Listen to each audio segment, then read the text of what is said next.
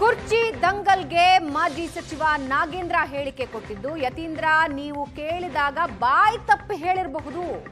ಸಿದ್ದರಾಮಯ್ಯ ತಂದೆ ಅನ್ನೋ ಕಾರಣಕ್ಕೆ ಸಹಜವಾಗಿ ಹೇಳಿದ್ದಾರೆ. ಅದು ಬಿಟ್ಟು ಯತೀಂದ್ರ ಅವರ ಹೇಳಿಕೆಯಲ್ಲಿ ಬೇರೆ ಅರ್ಥ ಇಲ್ಲ. ಹೈಕಮಾಂಡ್ ಯಾರು ಮಾತಾಡಬೇಡಿ ಅಂತ ಹೇಳಿದೆ. ಹೈಕಮಾಂಡ್ ನಿರ್ಧಾರಕ್ಕೆ ನಾವೆಲ್ಲ ಬದ್ಧವಾಗಿರ್ತೀವಿ. ಕುರ್ಚಿ ದಂಗಲ್ಗೆ ಮಾಜಿ ಸಚಿವ ನಾಗೇಂದ್ರ ಹೇಳಿಕೆ ಇದು. ಸಿದ್ದರಾಮಯ್ಯ ಅವರು ಹೇಳಿದ್ದಕ್ಕೆ ಎಲ್ಲ ನಮ್ಗಿಂತ ಹಿರಿಯರೆಲ್ಲರೂ ಕೂಡ ಈಗಾಗಲೇ ಕೂಡ ಅದನ್ನು ಹೇಳಿದ್ದಾರೆ.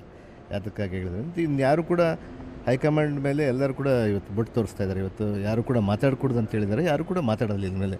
ಎಲ್ಲೋ ಬಾಯಿ ತಪ್ಪಿನಿಂದ ನೀವು ಕೇಳಿದ್ದಾಗ ಹೇಳಿದ್ದಾರೆ. ಇಲ್ಲ ಯಾವುದೇ ಕಾರಣಕ್ಕೂ ಇಲ್ಲ, ಆ ರೀತಿ ಆಗ್ತಾ ಹೇಳಿಕೆ ಇಲ್ಲ. ಅವರು ತಂದೆಯವರು ಇದ್ದಾಗ ಸಹಜವಾಗಿಯೇ ಹೇಳಿರ್ತಾರೆ ಅಷ್ಟೇ ಹೊರತು ಅದನ್ನು ಬಿಟ್ಟು ಬೇರೆ ಯಾವುದೋ ಅರ್ಥ ಇಲ್ಲ. ಎಲ್ಲ ಇವತ್ತೆಲ್ಲ ಮುಖ್ಯಮಂತ್ರಿಯಿಂದ ಹಿಡಿದು ಉಪಮುಖ್ಯಮಂತ್ರಿಯಿಂದ ಹಾದಿಯಿಂದ ಹಿಡಿದು ಎಲ್ಲ ಮಂತ್ರಿಗಳಿಂದ ಶಾಸಕರಿಂದ ನಮ್ಮ ಕಾಂಗ್ರೆಸ್ ಪಕ್ಷದಲ್ಲಿ ಯಾರ್ಯಾರು ಎಲ್ಲರೂ ಗೆದ್ದು ಬಂದಿದ್ರು ಅವರೆಲ್ಲರೂ ಕೂಡ ಹೈಕಮಾಂಡ್ನ ಒಬ್ಬ ಆಸ್ತಿ. ಅವರೆಲ್ಲರೂ ಕೂಡ ಹೈಕಮಾಂಡ್ ನಿರ್ಧಾರ ತಗೊಂಡ್ರೆ ನಾವೆಲ್ಲರೂ ಕೂಡ ಬದ್ಧವಾಗಿರ್ತೀವಿ. ಅದ್ರ ಬಗ್ಗೆ ನನಗೆ ಗೊತ್ತಿಲ್ಲ. ಅದು ಕೂಡ ಇಲ್ಲ, ನಾನು ಹೈಕಮಾಂಡ್ಗೆ ಯಾವತ್ತೂ ಭೇಟಿಯಾಗಿಲ್ಲ. ನಮ್ಮ ಹೈಕಮಾಂಡ್ ನಮ್ಮಲ್ಲಿ ರಾಜ್ಯದಲ್ಲಿರುವಂಥ ಮುಖ್ಯಮಂತ್ರಿಯವರು ಮತ್ತು ನಮ್ಮ ಉಪಮುಖ್ಯಮಂತ್ರಿಯವರು ಅವ್ರ ಮೇಲೆ ಇರುತ್ತೆ. ಅದನ್ನು ಬಿಟ್ಟು ಬೇರೆ ಯಾರನ್ನೂ ಬಿಡ ಅದೆಲ್ಲ ಹೈಕಮಾಂಡ್ ಮೇಲೆ ಬಿಟ್ಟಂಥ ವಿಚಾರಗಳು.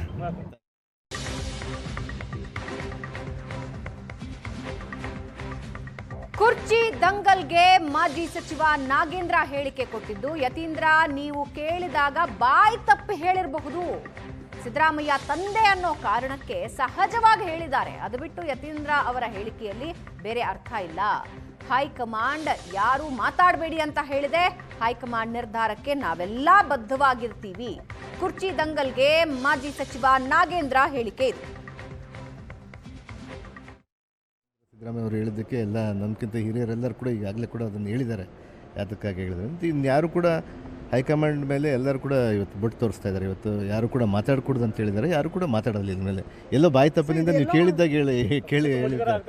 ಇಲ್ಲ ಯಾವುದೇ ಕಾರಣಕ್ಕೂ ಇಲ್ಲ, ಆ ರೀತಿ ಆಗ್ತಾ ಹೇಳಿಕೆ ಇಲ್ಲ. ಅವರು ತಂದೆಯವರು ಇದ್ದಾಗ ಸಹಜವಾಗಿಯೇ ಹೇಳಿರ್ತಾರೆ ಅಷ್ಟೇ ಹೊರತು ಅದನ್ನು ಬಿಟ್ಟು ಬೇರೆ ಯಾವುದೋ ಅರ್ಥ ಇಲ್ಲ.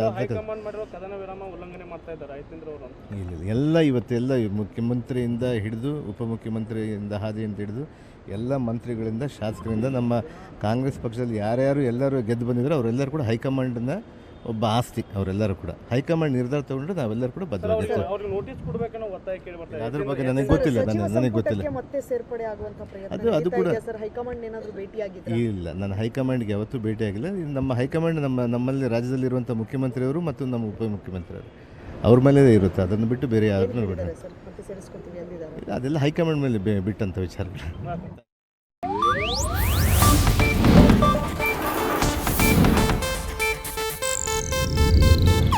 ಇದು ಏಷ್ಯಾನೆಟ್ ನ್ಯೂಸ್ ನೆಟ್ವರ್ಕ್ ಪ್ರಸ್ತುತಿ.